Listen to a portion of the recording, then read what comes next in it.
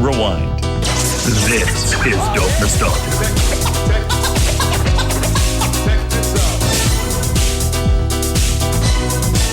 Welcome to Dope Nostalgia, episode 182. I'm your host, Naomi. This next guest was so exciting. Why? Because not only were we huge fans of him when he was on Much Music, but I found when I told people that he was going to be on the show, so many different generations know about Rick Campanelli. The older people like me who knew like the Much Music era, as well as the ET Canada era. More people knew about Rick than almost any other guest I've ever had from every age group. So it's very exciting to welcome Rick to the show. We talk a bit about Much, of course, because this is our Much Music series that we are still doing and presenting. The big Much Music Experience, 299 Queen Street West, the documentary coming out. We'll be talking about that as well as his time at ET Canada. Here's some information on Rick Campanelli. Wikipedia moments. Please bear in mind that Wikipedia is not to be taken as actual 100% fact. Any donkey could edit it at any time. If I'm reading you the artist's bio, that stuff is real truth. Rick Campanelli is a Canadian television and radio personality known for his work as a VJ and host for Much Music and for co-hosting ET Canada. He joined Z 103.5 FM, CDIC FM in November 2021 and was co-host of the morning show until December 2022 when he left the station. Rick is a native of Hamilton, Ontario, and he grew up in a working-class Italian-Canadian family as the youngest of 4 siblings. Campanelli attended school in St. Catharines, and he attended Brock University, earning a degree in physical education. Campanelli was introduced to the Much Music viewers as the winner of Much Music's 1994 Much Temp contest. Originally, he was nicknamed The Temp, or famously, Rick the Temp. Campanelli has since been labeled the franchise for his long tenure and high popularity while on Much Music. In addition to being a video jockey, he also co-hosted Much On Demand, the Much Music Countdown, and the Much Music Radio Countdown.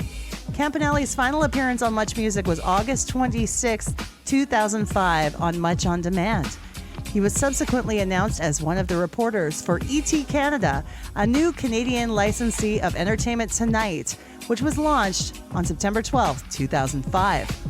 In early 2007, Campanelli hosted the Canada's Case Game segments on Global's Deal or No Deal Canada during that series' first limited run. Campanelli is involved with several charitable organizations, including World Vision Canada, Tuberous Sclerosis, Big Brothers and Big Sisters, McMaster Children's Hospital, and Kids Help Phone. On May 27, 2009, he hosted the Youth and Philanthropy Initiative in Toronto. In February 2016, Toronto radio station CFNY-FM announced that Campanelli will join the station as co-host with Fred Kennedy and Melanie Mariani of the station's morning show on June 27th. Later that year, he made a cameo appearance in the music video for James Barker Band's Just Sayin'. In July 2017, it was announced that Campanelli would depart as co-host of ET Canada after 12 years when his contract ended in summer 2017. In 2021, it was announced that Campanelli would join his former Much Music colleague Monica Diol to co-host 90s Nostalgia, a 5-city Canadian concert tour featuring such artists as Aqua and Eiffel 65. Campanelli discussed this role during a visit to the Toronto Mic'd podcast. Let's welcome Rick the Temp, the amazing Rick Campanelli, to Dope Nostalgia. Hello, Naomi. Hi, Rick. So nice to meet you. Nice to meet you, Naomi. Thank you for making the time. Oh, my pleasure. I love your set there, or your green Zoom screen, background. or your it's very cool. Welcome, Rick, to Dope Nostalgia. This is a podcast that's primarily focused on things that happened in the 90s. So when I heard that you guys were doing the documentary tour, I thought, what a pleasure it would be to talk to you guys about it before you take off and start that up. So, well, wow. The minute I found out about the actual documentary that Sean Menard was directing and putting together, it was like, yes, finally we get to relive all those magical moments that we created back in the mid 90s and early 2000s. For me, I know obviously we all know VJs came before me. I was just there for the middle chunk of the 30 years that it lasted, Much Music. But just to play a small part meant the world to me. And now to relive it through Sean's doc and the tour that's going to be happening come, well, I guess late September, early October. It's just fantastic. Yeah, and the fact that you're going all the way across the country too, that's very Yeah. exciting. Yeah, it's going to bring back memories of doing, the Much Music video dance or the Much in Your Space. We traveled the country with those two Much staples, and obviously other countless events, interviewing bands in Vancouver or Halifax. But yeah, it's I haven't done something like this in many, many years, and to do it along with some of my fellow VJs, and to be there with the people that are going to be watching the documentary for the first time, it's just it's going to be very special. I can't wait. Exactly. Your upbringing, you grew up in Hamilton, correct? Yes, grew up in Hamilton, the youngest of 4 kids, and all my older siblings are teachers. I was gonna go on to teach as well, but there was this contest that I just couldn't get out of my mind back in the mid 90s. That was all over Much Music, and it was to be a temp. And I entered it. And the first year I entered in 93, the first year that it came out in 93, I entered it, but my entry wasn't eye-grabbing. It wasn't mind-blowing. So the next year, 94, I put a lot of work into my entry, and the Much Music brass liked what I created, and the rest is history. I think you winning the Temp contest is one of the greatest successes in Canadian television history, because it just seems so meant to be. You were such an elemental part of Much once you were on the the station. So you made me shed a tear right there. I got teary-eyed. But I Naomi, back in the day, I'm 53 now. Back in the day, in my teen years, my early 20s, I lived music. I really did. I loved music, loved everything about it. Music video, going to see concerts, listening to bands, going to buy vinyl or CDs or whatever was out, cassettes back in the 80s. So entering this contest, it meant a lot to me, because I knew I was going to be, if I had won it, I was going to be landing at a place where it revolved around my world and which was music. So yeah, I was very fortunate, because everyone and their dog back in the day wanted to be a VJ. And I was just very fortunate to have caught the eye of the Much Music people that were making the decisions. And I think getting a step in was a huge part, getting a foot in the door. But once you got in there, and because I was so knowledgeable with music, I think it just, and they saw it too, I think it just went hand in hand, and it was just a matter of time. I kept pestering them. Don't get me wrong. I kept pestering them and asking, okay, can I give it a shot? Can I, because it did turn into a dream, the dream of me as a kid watching Much Music and watching the VJs of yesteryear, like Erica and Steve and Michael, do their thing. So I, as a kid, knew it was planted in me, if I could just get into that door, I can prove to them what I'm capable of doing. And getting that foot in the door by winning this contest is all I needed. And it took a good year and a half to get on air as a VJ, but I would have, it was worth it. I would have let it, if it took 2, 3, 5 years, it's just something that I really wanted to do at the time. Instead of being a teacher like my older sibling. Now, with you being knowledgeable about music, who were some of the artists you were most listening to at that time for your own personal taste? Yeah, back in the day, I grew up listening to CFNY 102.1 The Edge in Toronto. So bands like No Doubt and The Cults, and even bands that they weren't playing on The Edge back in the day. I was into Duran Duran. And I was into, all the bands that my older siblings were listening to. Well, I was influenced by them, and I was listening to what they were listening to, like, because we were in the same house, like Bowie and the Stones and the Beatles and the Who, Jimi Hendrix. I'm going way back now, because I've got older siblings that are getting close to their 60s. So all genres. And then my parents were listening to their music, which was, the Rat Pack, and the Bobby Darin type singer, Dean Martin, a bunch of Italian singers. But we always had music going on in our house, or in the car, wherever we were. There was always music. So I just gave you a little bit of insight on what my tastes were, but I was also just listening to all sorts of genres, and that's what made me fall in love with it so much back in the day. And I wouldn't say my thumb isn't on the pulse of what's going on these days. It sort of is. Maybe my pinky is, but there's just so much. It just seems to be so overwhelming these days, and the last 5 to 10 years, so many artists doing their thing. With was that your cat? Yes, yeah, she sneaks into every Zoom meeting I have. Have his ass over here from time to time. That's hilarious. Mhm. But with the rise of like social media and artists, taking it upon themselves, the DIY type promotion that a lot of these young, talented kids are showing us these days. There's so many creative people and very talented artists out there. So it's very overwhelming. But back in the day, I seemed to have a grasp of what was going on in terms of the world of music and what was on everyone's radar, Yeah. And I lived it. I didn't have as many responsibilities. I didn't have 3 boys. I didn't have a wife. It was back in the day where it's all about you, and you have to go towards what your passions are. And mine were obviously music. I could have been surrounded by music 24/7 if I was given the chance, Not but I a had bad to sleep. place to be. No, not a bad place to be. Yeah. And I remember too, a lot of the interactions with artists that you had were, you felt like you were part of the group. For instance, the boy bands. Okay. Yeah. Backstreet, NSYNC, all those times that you guys were on there. And for our American listeners, I want them to understand that you were kind of the equivalent in Canada to Carson Daly and TRL.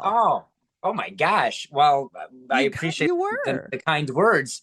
But my approach, Naomi, and I was just to have fun. I just want to have fun. I want to be entertaining, because we're on this nationwide broadcast, which was Much Music. And I was just trying to be as fun, as interesting, as entertaining as possible, and when you get pegged with certain bands, it seemed like in the late 90s, it was all about the bubblegum pop bands, the boy bands, and the Christinas and the Britneys. But you know what? They were making a lot of people happy out there around the world. And to be part of their world, even for 5 minutes doing an interview with them, it was an honor. It really was. It wasn't my cup of tea when it came to musical genres, but I respected what they did, and they put lots of smiles on the faces of lots of music fans out there. And it was an honor to be with them in the times that we got to spend together. Even if I was pigeonholed into the boy band genre back in the day, I didn't mind. I'm an alt rock guy, right? So yeah, I didn't mind. I had fun with those guys. You have a lot more fun with those guys than you do with most other bands, because they were all about having fun, not taking themselves too seriously, right? So yeah, I appreciated that. What was it like when an artist such as Britney Spears walked into the Much environment? I can't even imagine. Obviously, you could see the chaos outside, but you could see the chaos inside building up outside. Yeah, you could. Queen Street, John Street, they used to shut down both streets for those big artists.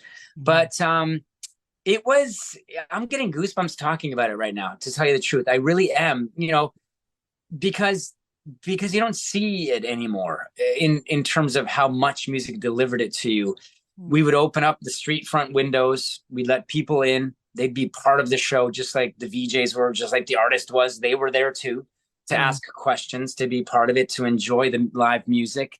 But it was always a magical hour or 90 minutes or however long the Much interactive was, intimate and interactive, or the Much live at Much was. But it was a special time, because we were bringing the fans so close to their heroes. Like, they were like feet away from the people that they were spending all their hard-earned dollars on. Like as young teenagers, you know, if you have these part-time jobs, you're buying the CDs from the Britneys and the Backstreet Boys. You're going to buy the 2 concert tickets for these bands. So next thing you know, they're in Toronto and you're right there with them. So they were always special moments for me. I can't even imagine. Yeah. What's an interview that meant a lot to you that you got to do? A memorable one?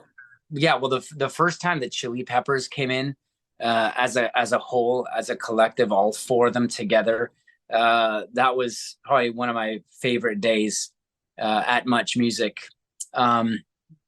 You know, because in the past with the other VJs throughout the late 80s and early 90s, the Chili Peppers, you know, so Anthony would come in with Flea, or Anthony would come in with John, or whoever it was, but they would never all come in together, and they would never come in for an hour-long stay. So when I got the chance to interview them to promote the By the Way CD, which was, I believe, early 2000s, what was that, 2002, I think? Just over 20 years ago. Better than I would. they were all there together, like Anthony and Chad and Flea and John. So, and then all their fans were there as well, and we got to take them outside. So yeah, that day stands out. There was another time when Anthony came in with John, and just earlier on in the afternoon, the Stone Temple Pilots came in as well. Now, whoa. George was supposed to get one of the interviews, and I was supposed to get one of the interviews. They didn't want, you know, because that's a lot to handle in one day. And I remember this, George came down with something, and I don't know if he lost his voice or he didn't have the energy. He got sick, and so he called in sick that day, and I was there for both Stone Temple Pilots and Chili Peppers, and that's right up my alley in terms of music and, you know, the genre that I grew up listening to. So that was a very special day. And then we had these other assignments where we got to go to Woodstock, you know, the 30th anniversary of Woodstock in 1999, or when I got to go to Rio de Janeiro, Brazil, to be part of Rock in Rio. There were so many special moments when it came to Much. The World Music Awards in Monaco. Wow. I remember going with Bill Welichka and, you know, seeing Michael Jackson and yelling out to Michael Jackson, you know, trying to get answers from him when think about how Britney was when she came, but Michael Jackson, he took the cake when it came to popular around the world and not ever having a chance to be private when he's out in public, because he was swarmed every time. But yeah, and I got to see him that night in concert, and that would have been in London, that World Music Awards. But all those special things that as VJs we were given the assignments to do, and I loved every minute of it. Whether it was in the studio greeting the bands or the fans, or playing the music videos, or getting sent off on these assignments around the world. You don't take it for granted, that's for sure. Oh my gosh. Not many people can say they got to do that. Yeah, no, I never took 1 minute, 1 day for granted, because listen, I won a contest.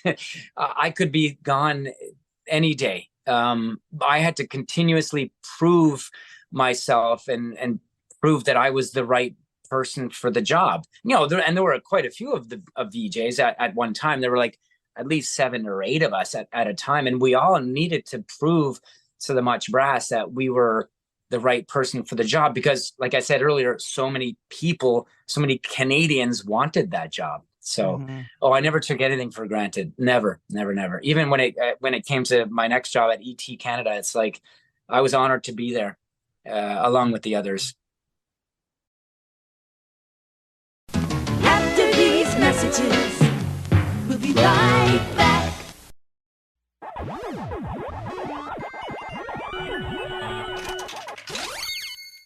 Dope Nostalgia listeners, I love you, and I thank you so much for being a part of this show and its success over the last 2 years.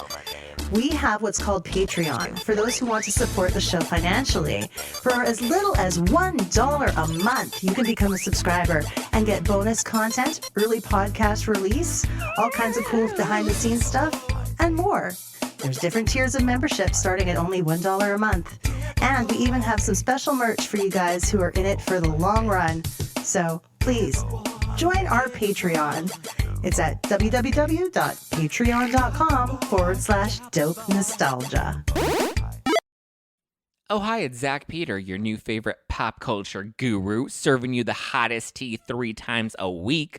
From the latest news on The Real Housewives, deep dives into celebrity legal scandals, unfiltered combos with your favorite stars, and of course, the latest from Vanderpump Land, I've got you covered. And new episodes of the podcast are now available in video on Spotify. And they don't just let anybody do video, but this Platinum Blonde has won them over. So if you want the latest news from the ultimate tea-spilling professional, tune in to No Filter with Zach Peter. That's No Filter with Zach Peter on your favorite podcast app now. Like any well-run organization, here at Much Music, the cream rises to the top, revealing the best of the very best. And starting this Sunday, a proud first at Much, the #1 hit weekend. All #1 hits from the 60s, 70s, 80s, and 90s. I like the way you work it. No digging. The #1 hit weekend, this weekend on Much. Brought to you by Pepsi Stuff. You are watching Much Music. My name is Rick the Temp. It's Tuesday, May 13th, special day, big day right here on Much Music. The crew's getting ready for the I&I. It's not just any I&I, no doubt, from Anaheim. They're coming to spend some time with Master T in the Much environment. Bill Willitcha will be in Australia. He's there now. Sukyin Lee will be the other way, the other direction, Singapore. And where's Juliet? Yeah, New York City. I'll be in Barrie, or up the street here. I'm not going anywhere. I'll be around the area. So let's check it out. Let's wet the palate with this one. The choice cut is no doubt Sunday morning, right here on Much Music.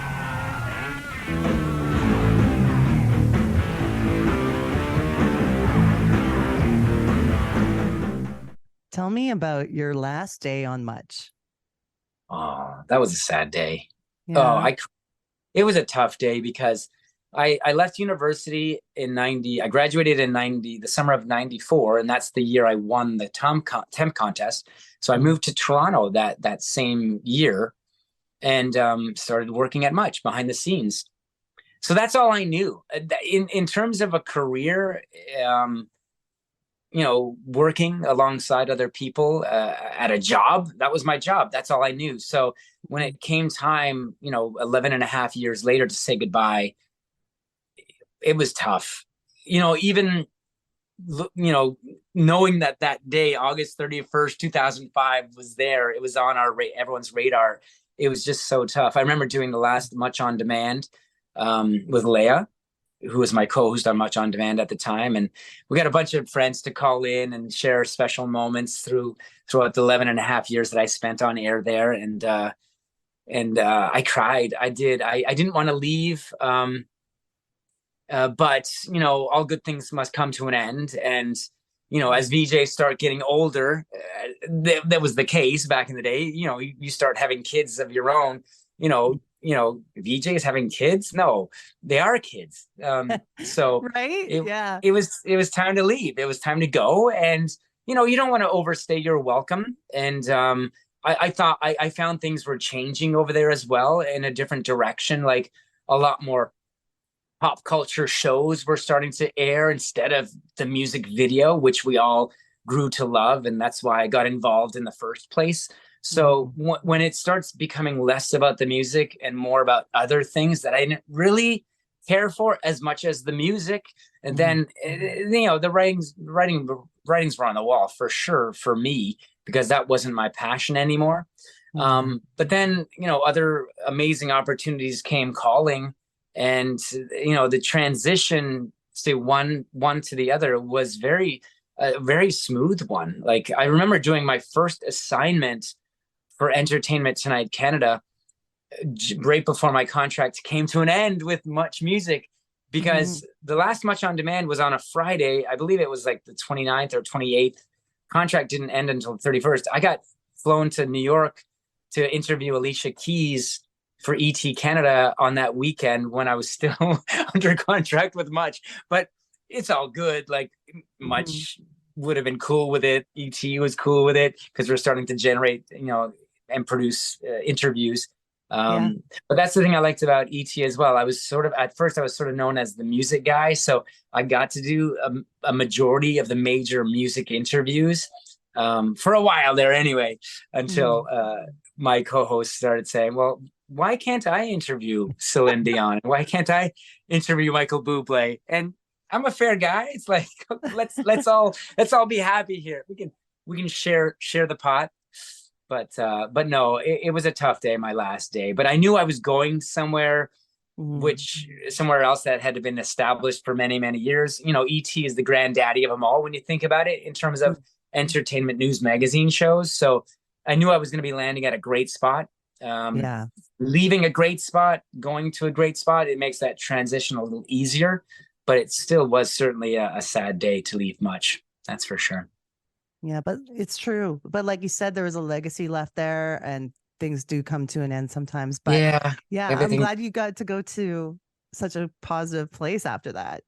Yeah, me too. Because I was sort of and I didn't know I was going there right away. Like I auditioned for a few different gigs, one at the CBC, one at the Country Network, and then this one came along. And so, but nothing was concrete. You know, you don't know who they like and who they're going to go with. It's just all auditioning and doing screen tests. But yeah, when that one came along and when I signed the contract, that was a blessing. I was so grateful to get that gig, and that one lasted 12 seasons, and I was very grateful for that. Didn't want that one to come to an end either, but you know, it's the powers that be that control everything, and some things are out of your control, and they make business decisions for reasons. Like people that run companies, they know what they're doing. So, but that's all good. You know, one door closes, another one opens, and it's been a great ride. I'll tell you that. Like I was going to be a phys ed teacher, and I haven't spent one day as a phys ed teacher. I've been doing things that I love to do my whole working career since '94. So I've been pretty fortunate and blessed to have been dealt that hand, I guess.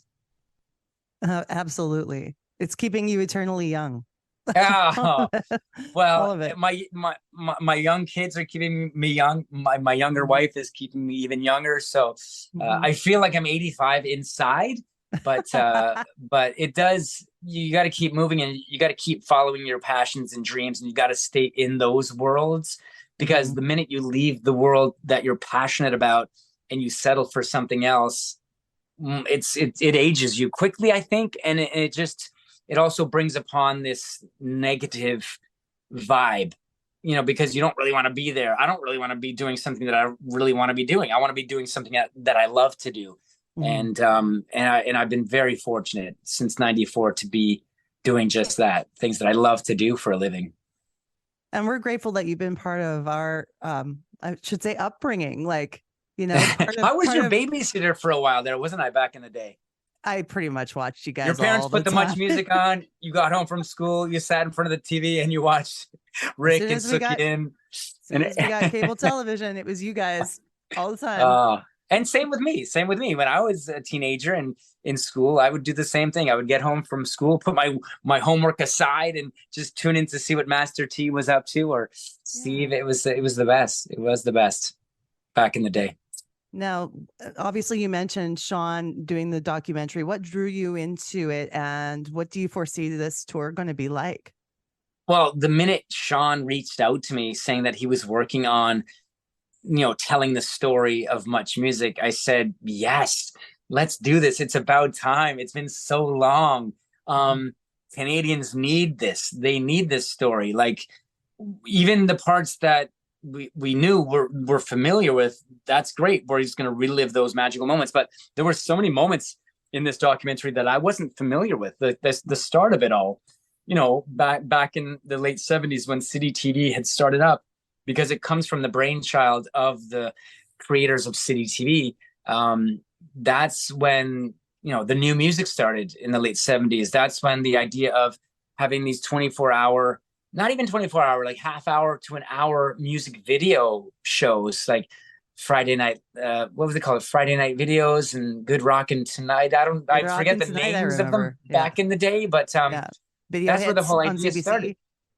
Yeah, that one too on CBC. Yeah, but that's what gave the idea to the people, the decision makers, I guess you could say, at City TV. So I learned so much about this film. And but yeah, I spent a good 11 and a half years there, and I really wanted to tell this, help tell the story along with the other former VJs. And it's just a wonderful documentary. And I was there in Austin with Sean, for the world premiere of it. We used to have this thing when we used to release new videos. We used to call them the galactic premiere, because we were the only one. I think sometimes we would broadcast the videos before MTV, because that's the kind of relationship that we had with some of these bands back in the day. But yeah, I was honored to be there for the galactic premiere of 299 Queen Street West with Sean and with the crew. And it was a great response down in Texas for Austin for the South by Southwest. And now being part of the tail end of TIFF, I guess TIFF's going to be coming to an end, and at Roy Thompson Hall we're going to be premiering 299 Queen Street West for the Canadian premiere, and then taking it across Canada. But it's going to be great. It's going to be wonderful to go out and chat with some of the viewers of Much Music back in the day, and relive some beautiful magical moments. And it's gonna be a special time for sure. Yeah, I know it's only going to last from October to November, but I'll take any day for sure.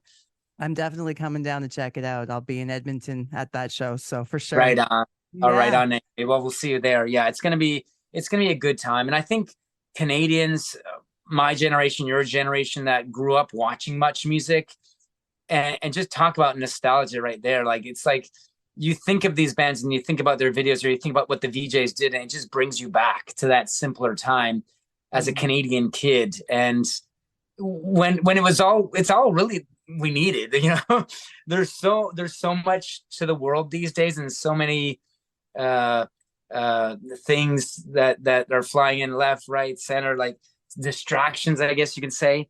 But we lived during a simpler time when Much Music was around, and it's all we needed. So I'm honored to be a part of this doc and the tour, and I'm just so grateful that Sean reached out to me, and he wanted me to be part of it. Before we wrap things up, can you tell me about some of the charities you support? I know you're very active in the charity world. So yeah, I'd love to tell our listeners what you're involved in. I love doing so much for children's charities. Like, it breaks my heart. It breaks anyone's heart, I'm sure, when they see a child going through such hardships, whether it's a physical, a mental, whatever they're dealing with in their lives. I had such a great upbringing, a great childhood with 3 older siblings. So if I can give anything back and help out any charity that's involved with helping children, I'm there. So yeah, I help out with the Starlight Children's Gala every year. I help out with World Vision from time to time, in terms of they used to do a lot back in the day when I was on Much, in terms of the 30-hour famine. And they had other events for children living in, tough to live in areas like third world countries. So those are just a couple that I'm really proud to help out with. But to tell you the truth, if any children's charity approaches me on Instagram or however way they get a hold of me asking for my time, it's like, yes, let's do this. However I can help out, it's my pleasure. I wish I could give my time and help out all of them. I just don't have the time for all of that, but there's a lot of good people out there helping out a lot of good charities. We used to do a lot of stuff with Ronald McDonald House across Canada, and helping those children and their families. But yeah, it's just, I got a soft spot, and my heart melts when I see kids that are just, going through such hardships. It's just not fair. It's not right. So in any way that I can help and help out those charities, I jump at the opportunity. It's nice. You're helping make the world a better place that way. And I just want to thank you so much for your positive presence, because it's been a complete joy talking to you. Oh, great talking to you too. I hope I get to meet you when we're out in Edmonton for the Yeah. for the Alberta premiere. I don't know if we're going to Calgary first or Edmonton, but I know we're visiting both cities. Wonderful. Wonderful. What are your current projects right now? What's keeping you busy? Well, I was doing morning radio for 13 months, Naomi, but honestly, getting up at 3:30 every morning, it was just taking a toll on my body physically. I loved the job because it brought me back to the live Much Music environment. It was for a Toronto radio station, and it was live. It was music. I loved it. I had a co-host. It was a lot of fun, but I'm no spring chicken anymore. And it was tough getting up, in the pitch black and driving in Toronto to do that gig.